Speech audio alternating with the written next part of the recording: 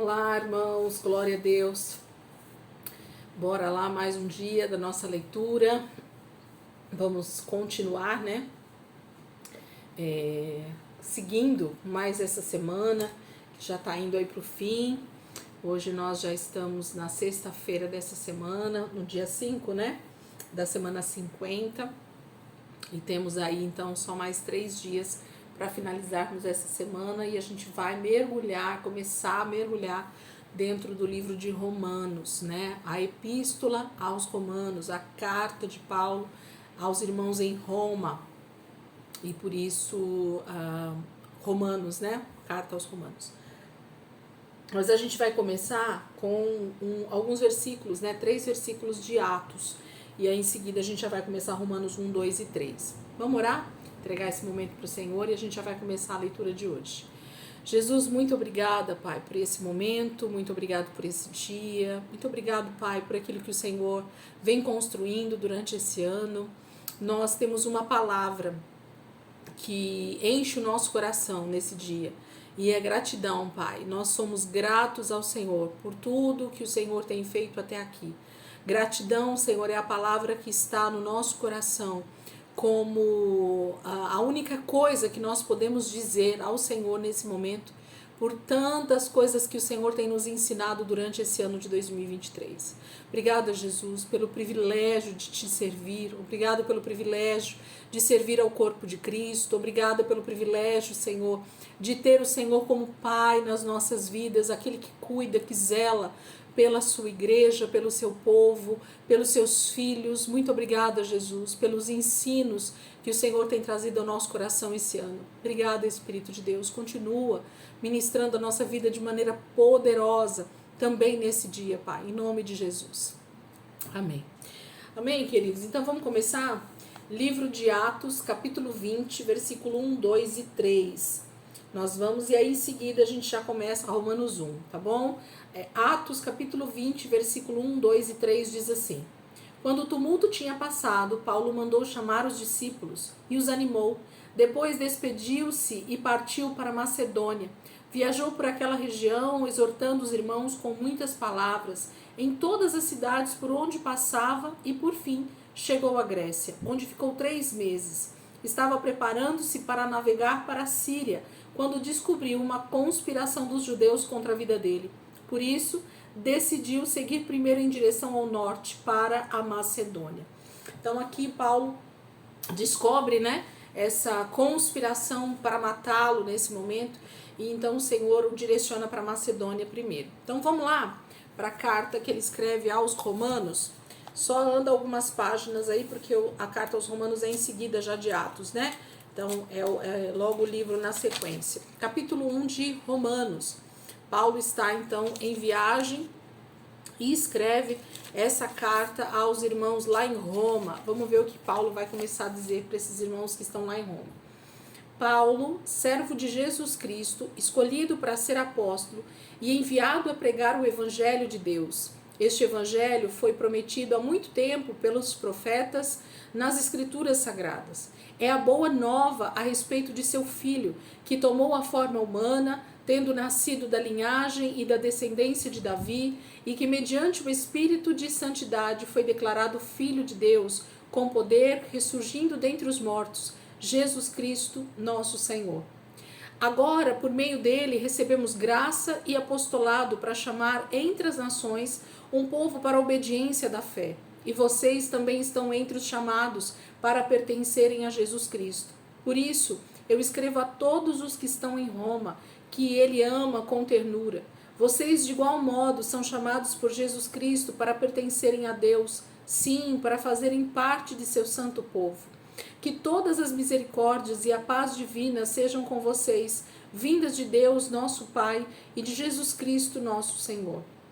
Em primeiro lugar, saibam que por onde quer que eu vá, ouço a respeito de vocês. A fé que vocês têm em Deus está sendo conhecida por todo mundo.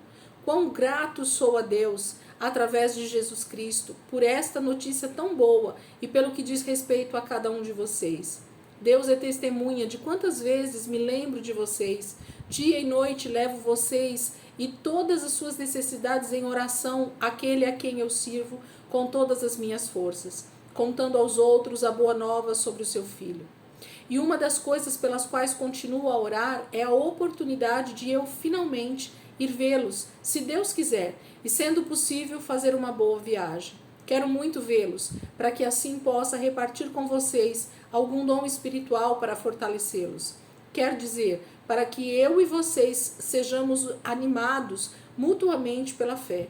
Quero que vocês saibam, amados irmãos, que planejei ir aí muitas vezes antes disso, mas fui impedido, a fim de trabalhar entre vocês e obter bons resultados, como tenho conseguido em outras igrejas de povos gentios. Tenho uma grande dívida para com vocês e para com todos, tanto os povos civilizados como as nações pagãs, tanto para com pessoas cultas como incultas. Portanto, também estou pronto a ir ver vocês em Roma para pregar o Evangelho de Deus. Não estou envergonhado do Evangelho a respeito de Cristo, porque é o poder de Deus para a salvação de todo aquele que crê. Esta mensagem foi primeiramente pregada só aos judeus, mas agora também aos gregos. Esta boa nova nos diz que o homem só pode ser justo diante de Deus através da fé. De fato, a justiça de Deus, do princípio ao fim, é pela fé. Tal como a Escritura afirma, o justo viverá por fé. Deus, entretanto, mostra do céu a sua ira contra todos os homens pecadores, maldosos que repelem a verdade em troca da injustiça. Pois a verdade sobre Deus é revelada entre eles porque Deus a manifestou. Desde a criação do mundo, as qualidades invisíveis de Deus, ou seja, o seu poder eterno e a sua natureza divina, são vistas pelos homens claramente. Elas podem ser compreendidas por meio das coisas criadas. Assim, eles não terão desculpa alguma. Sim, eles bem sabiam de Deus, mas não admitiram, nem o adoraram, nem mesmo agradeceram a Ele. O resultado foi que suas mentes insensatas ficaram confusas e em trevas. Dizendo-se sábios, tornaram-se completamente tolos. E então, em vez de adorarem ao Deus imortal, vivente, tomaram madeira e pedra e fizeram ídolos para si, esculpindo-os na forma de simples aves, animais, serpentes e homens mortais. E assim Deus os entregou a toda espécie de pecados sexuais para que fizessem tudo de acordo com os desejos pecaminosos do seu coração, para terem relações vergonhosas uns com os outros, em vez de crerem naquilo que eles próprios sabiam ser a verdade sobre Deus. Escolheram crer em mentiras, e assim adoraram e serviram as coisas criadas e seres criados, em lugar do Criador, que deve ser louvado para sempre. Amém. Esta é a razão pela qual Deus os entregou a paixões pecaminosas, a tal ponto que até suas mulheres se voltaram contra o plano natural que Deus tinha para elas e cederam aos pecados sexuais entre elas mesmas. E os homens, em vez de ter relações sexuais naturais, cada qual com sua mulher, arderam em paixão uns pelos outros, homens praticando coisas vergonhosas com outros homens, e como resultado disso, receberam o castigo merecido pela sua perversão. Assim, quando eles abandonaram a Deus e nem mesmo reconheceram, Deus os deixou fazer tudo quanto suas mentes malignas podiam imaginar. Suas vidas ficaram cheias de toda espécie de maldade e pecado, ganância e ódio, inveja, homicídio, brigas, mentiras, malícia e mexericos. Falam mal uns dos outros com mentiras, estão cheios de ódio contra Deus, insolentes, orgulhosos, pensando sempre em novas maneiras de pecar, e são continuamente desobedientes a seus pais. São insensatos, quebram suas promessas e tornaram-se criaturas sem amor pela família, sem nenhuma compaixão.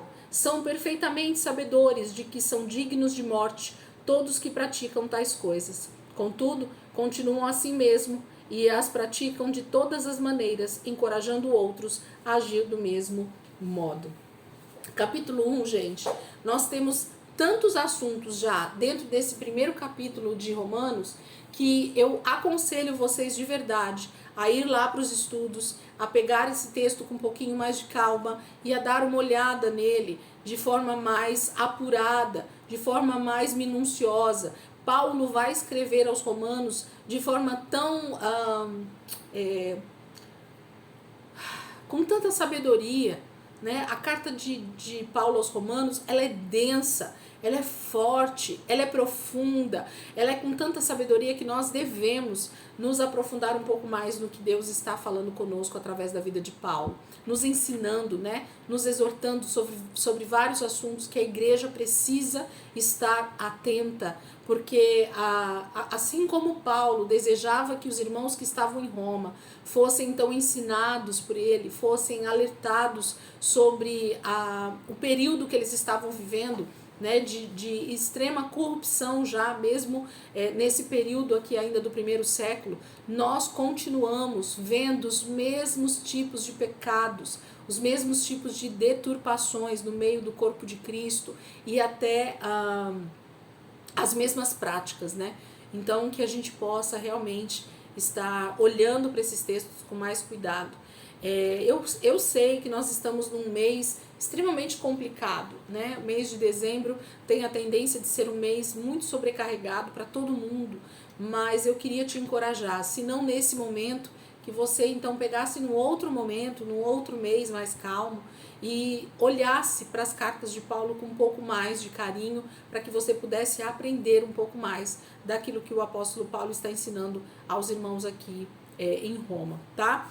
Os capítulos são grandes e são cheios de assuntos em um só capítulo. Não dá nem pra gente falar. Ele está falando sobre vários assuntos, quase que ao mesmo tempo, na sequência dessa carta.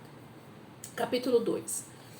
Vocês não têm desculpa quando julgam os outros. Quando você afirma que alguém é mau e deveria ser castigado, você está fazendo de si mesmo, falando de si mesmo, pois faz essa mesma coisa, e está condenando a si mesmo. E sabemos que Deus, com justiça, castigará qualquer um que fizer coisas como essas. Você pensa que Deus julgará e condenará os outros por fazê-las e poupará você quando as fizer também? Será que você não compreende quão paciente Ele está sendo com você? Ou você não se incomoda com isso? Não vê que Ele tem esperado todo esse tempo sem castigá-lo, a fim de dar tempo para que abandone o pecado? Sua bondade tem a finalidade de levá-lo ao arrependimento. Mas você não quer ouvir. Assim, você está guardando um castigo terrível para si mesmo, devido à sua teimosia em recusar-se a abandonar os seus pecados. Pois virá o dia da ira, quando Deus será o justo juiz do mundo inteiro. Ele dará a cada um o que as suas obras merecem. Ele dará a vida eterna àqueles que pacientemente fazem a vontade de Deus, procurando a glória invisível, a honra e a vida eterna que Ele oferece. Porém, haverá ira e indignação para aqueles que são egoístas e lutam contra a verdade divina e andam em maus caminhos. Haverá tristeza e angústia para todo ser humano que pratica o mal, primeiro para os judeus, depois para os gregos, para aqueles que continuarem pecando. Mas haverá glória, honra e paz para todos quantos praticarem o bem, primeiro para os judeus, depois para os gregos. Isso porque Deus trata a todos com igualdade. Deus punirá o pecado em qualquer situação. Ele castigará os pagãos quando pecarem, embora eles nunca tenham ouvido a respeito da lei. E Deus castigará aqueles que pecarem sob a lei. Pela lei eles serão julgados, porque não são aqueles que ouvem a lei que são justos aos olhos de Deus, mas os que obedecem à lei. Esses são considerados justos. Na verdade, os gentios não têm a lei, mas quando fazem pela própria vontade o que a lei manda, eles são a sua própria lei, embora não tenham lei. Eles mostram pela sua maneira de agir que no fundo de seus corações sabem fazer a diferença entre o certo e o errado.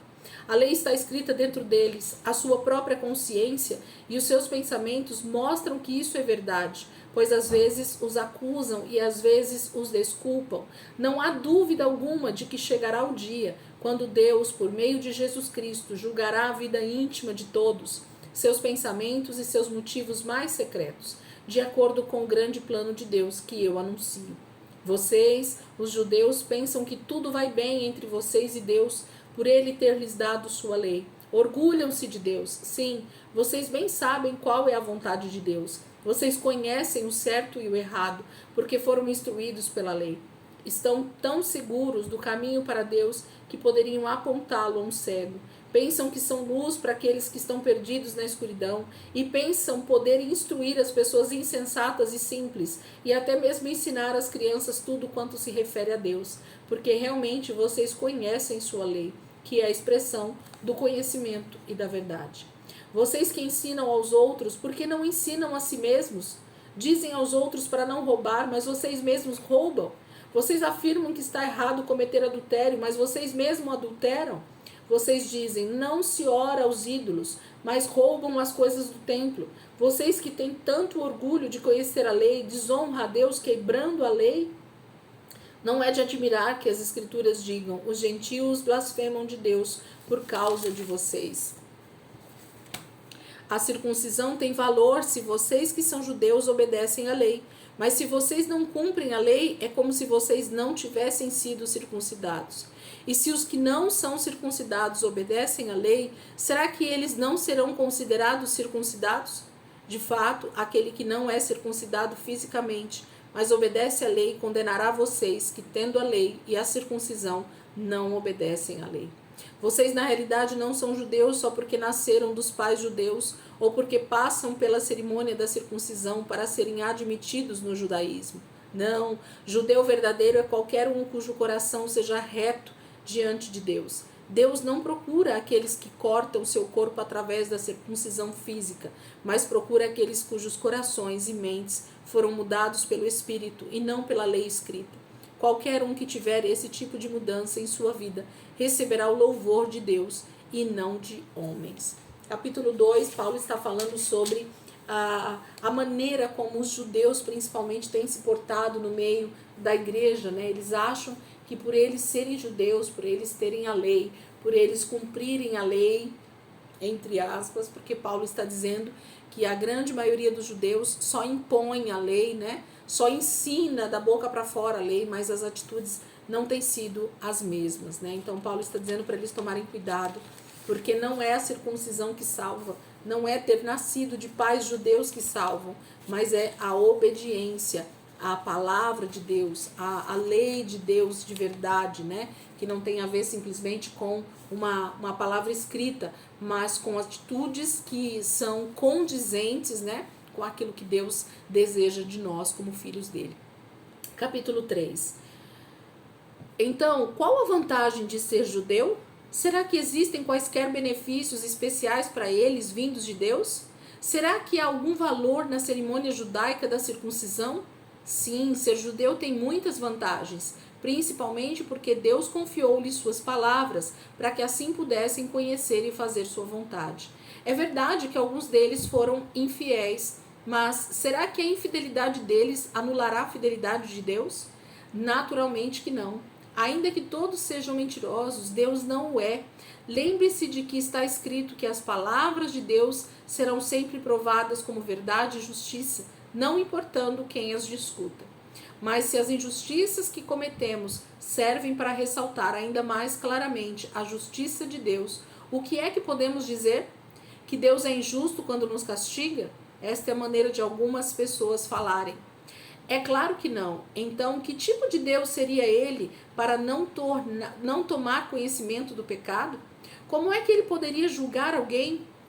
Ele não poderia me julgar e condenar-me como pecador se minha desonestidade lhe trouxesse glória, mostrando sua honestidade em contraste com as minhas mentiras. Se vocês seguirem nessa linha de pensamento, chegarão a isto. Façamos o mal para que nos venha o bem. Entretanto, a condenação daqueles que afirmam essas coisas é justa. Bem, então nós, os judeus, somos melhores do que os outros? Não, nada disso, pois já mostramos que todos os homens são igualmente pecadores, quer sejam judeus ou gentios, como afirmam as Escrituras. Ninguém é justo, nenhum sequer. Ninguém jamais seguiu realmente a verdade, as veredas de Deus, nem mesmo desejou verdadeiramente fazê-lo. Todos se desviaram, todos caíram no erro. Não há ninguém que faça o bem, nenhum sequer. O que falam é abominável e tão sujo quanto o mau cheiro de uma sepultura aberta. Suas línguas estão cheias de mentiras. Tudo o que dizem tem o ferrão e o veneno de serpentes mortíferas. Suas bocas estão cheias de maldição e de amargura. Estão prontos para matar, odiando qualquer um que não concorde com eles. Porque por onde quer que vão, eles deixam a miséria e a desgraça atrás de si. Não conhecem o caminho da paz. Não se importam em temer a Deus, tampouco com o que ele pensa deles. Assim, tudo o que a lei diz, diz aos que vivem sob ela, para que todos fiquem calados e sejam culpáveis diante de Deus. Vocês podem ver agora? Ninguém pode jamais ser declarado justo aos olhos de Deus por fazer o que a lei ordena. Quanto mais conhecemos a lei, mais claro fica que não lhe obedecemos, pois mediante a sua lei nos tornamos plenamente conscientes do pecado. Agora, porém, se manifestou uma justiça que vem de Deus, que não tem nada a ver com a lei, da qual testemunham a lei de Moisés e os profetas. Agora Deus diz que nos aceitará e nos absolverá. Ele nos declarará sem culpa mediante a fé em Jesus Cristo, justiça para todos os que creem, sem qualquer distinção. Pois todos pecaram, todos fracassaram e estão afastados da glória de Deus. No entanto, Deus nos declara agora justificados das ofensas que lhe fizemos, através da redenção que há em Jesus Cristo, aquele que em sua graça tira os nossos pecados gratuitamente. Deus foi quem enviou Cristo Jesus para levar o castigo pelos nossos pecados, e assim por fim a ira de Deus contra nós. Ele usou o seu sangue para, mediante a fé, nos salvar da sua ira. Deste modo, ele foi justo, mesmo não tendo castigado aqueles que pecaram em tempos passados. Isto porque aguardava a chegada do dia quando Cristo viria e apagaria os pecados anteriormente cometidos. Agora, no tempo presente, ele demonstrou a sua justiça e pôde receber pecadores do mesmo modo, porque Jesus tirou os pecados deles. Ele é justo e justificador daqueles que têm fé em Jesus. Então, será que podemos nos vangloriar? De modo algum. Por quê? Porque a nossa absolvição não está baseada em nossas boas obras ou na obediência à lei. Está baseada na fé em Cristo. Assim somos salvos pela fé em Cristo e não pelas coisas boas que fazemos de acordo com a lei. E será que Deus é apenas Deus dos judeus? Ele não é Deus também dos gentios?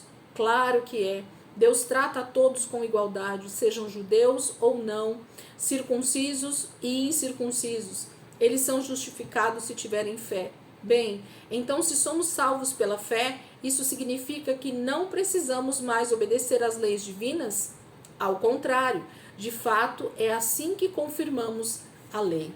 Gente, capítulo 3, Paulo está falando a respeito dessa tão grande misericórdia de Deus em alcançar tanto judeus quanto gentios, de que a lei ela é o balizador, né, para a nossa vida, sim, mas a salvação vem através da fé. E esse assunto, ao mesmo tempo que ele é simples e poderoso, como é o poder de Deus através do Evangelho, através das boas novas,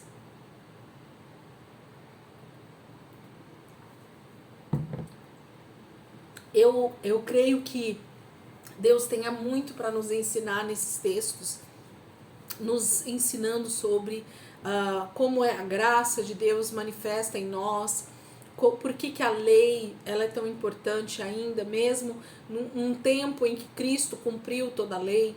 E a gente precisa entender esses princípios, porque a Bíblia ela não foi abolida o Velho Testamento e nós ficamos só com o Novo Testamento. Não, a palavra de Deus ela é completa de Gênesis a Apocalipse. Então tudo que está escrito desde Gênesis capítulo 1, versículo 1 até Apocalipse 22, o final dele, tudo tem um propósito em nós hoje.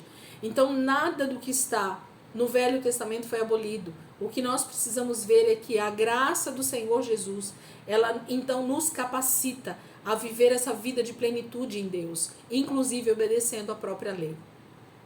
Mas eu queria muito te encorajar a realmente ir para os estudos, né, a se aprofundar um pouquinho mais, porque esses textos são realmente poderosos e tem muito a nos ensinar dentro das cartas de Paulo e principalmente a carta aos Romanos, ok? É um dos textos talvez que mais os teólogos estudam, porque parece que Paulo realmente estava com uma inspiração diferente quando ele escreve a carta aos Romanos, amém, queridos? Então hoje nós terminamos a leitura aqui, amanhã a gente continua aqui a partir de Romanos capítulo 4, e a gente vai tanto sábado quanto domingo, e o início da semana 51 ainda, até terça-feira, né, segunda e terça, ainda dentro de Romanos. E aí sim a gente volta para Atos, finalizando Atos, provavelmente, isso mesmo.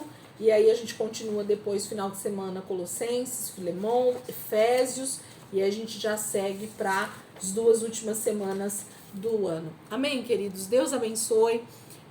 Perseverem, fiquem aqui comigo até o final, vamos até o último dia, se Deus quiser, caminhando aqui dentro da palavra, sendo fiéis naquilo que nós nos propomos a fazer desde o primeiro dia desse ano, e em nome de Jesus, eu quero a partir do dia 1º de janeiro, estar novamente, voltando todo o texto e voltando para as escrituras novamente, porque esse é o propósito da minha vida, caminhar com Jesus na palavra, buscando conhecimento, buscando a revelação, buscando esse alimento espiritual para a minha vida. E eu creio que se você tem estado comigo aqui durante o ano de 2023, se você já tem caminhado comigo, eu creio que você tem percebido o quanto isso é precioso para as nossas vidas, para o nosso sustento espiritual. Então persevera também, vamos junto.